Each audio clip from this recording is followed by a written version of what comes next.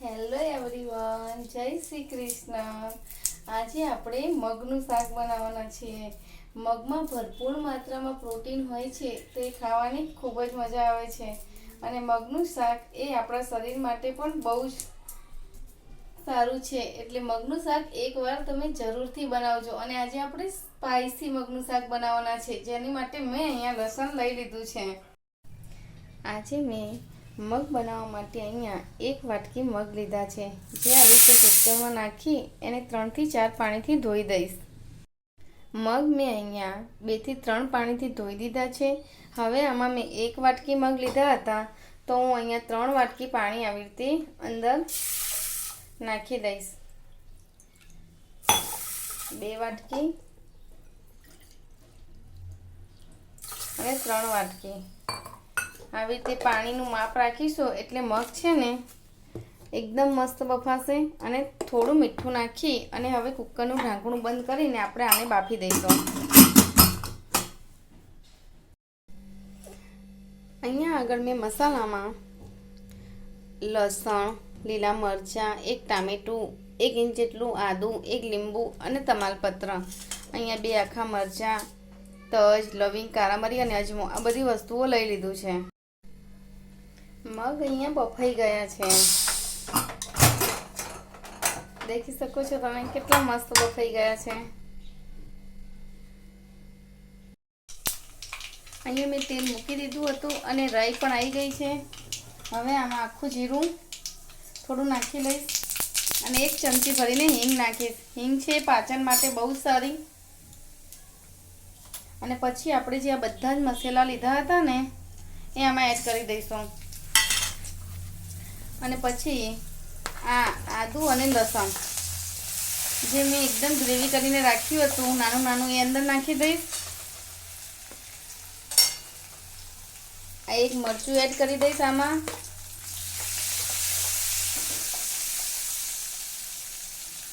અને આ ટામેટું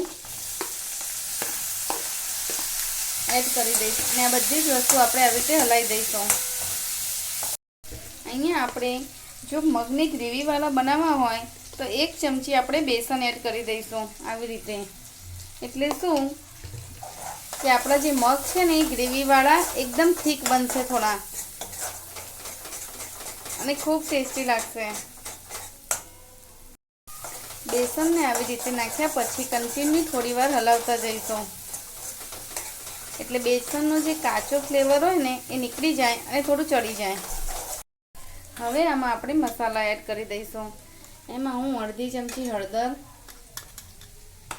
1.5 ચમચી મરચું અને 1 ચમચી ભરીને ધાણા જીરું નાખી અને હલાવી દઈશ।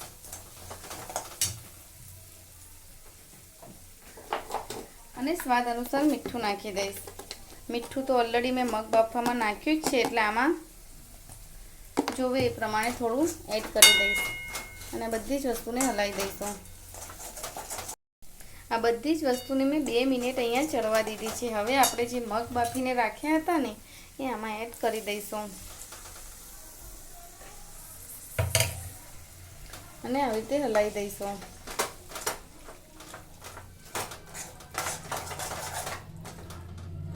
મગને થોડા ગ્રેવી વાળા જ રાખવા માટે મેં અહીંયા 1 પાલી જેટલું પાણી લીધું છે, એ આખું એડ કરી દઈશ। એટલે આપણા મગ છે થોડા ગ્રેવીવાળા બનશે, થીક નહીં રહે। આ મગને આપણે હવે આવી રીતે 5 મિનિટ મીડિયમ ગેસ ઉપર ચડવા દઈશું। આમાં આપણે હવે લીંબુ નીચવી દઈશું।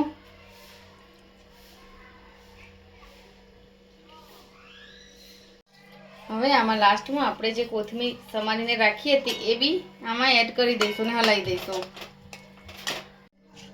તમને મારી આ મગના શાકની રેસીપી પસંદ આવી હોય તો લાઈક કરજો, શેર કરજો, કમેન્ટ કરજો અને મારી ચેનલને સબસ્ક્રાઈબ કરજો। Thank you.